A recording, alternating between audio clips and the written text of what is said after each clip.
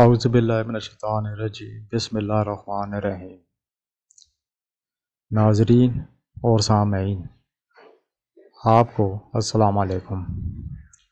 میرا نام محمد ظہیر ہے۔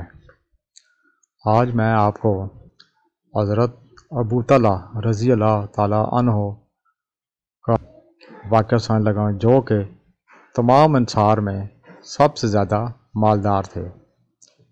قصہ سنانے سے پہلے آپ سے گزارش ہے، جنہوں نے میرا چینل ابھی تک سبسکرائب نہیں کیا وہ اس کو سبسکرائب کر لیں اور ساتھ بنے بیل آئیکن پر کلک کر کے آل نوٹیفیکیشن پر کلک کر دیں تاکہ میری ہر نئی آنے والی ویڈیو کا نوٹیفیکیشن آپ کو پر وقت مل سکے اور آپ اس کو اسی وقت دیکھ سکیں۔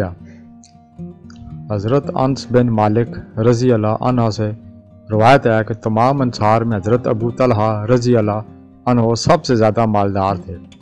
وہ تمام مال اور جائیداد میں بیرحیہ نام باغ کو، جو مسجد نبوی صلی اللہ علیہ وسلم کے سامنے تھا، سب سے زیادہ پسند کرتے تھے۔ آن حضرت صلی اللہ علیہ وسلم بھی اکثر اس باغ میں جایا کرتے تھے اور اس کے کنویں کا عمدہ پانی پیا کرتے تھے۔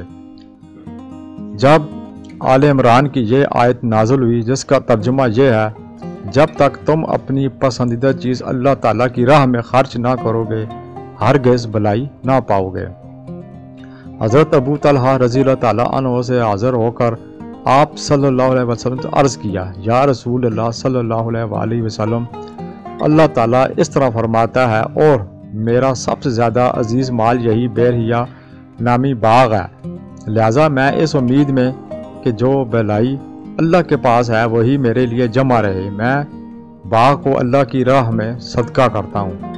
آپ صلی اللہ علیہ وسلم کو اختیار ہے، جس طرح چاہے اس کو تقسیم کر دیں۔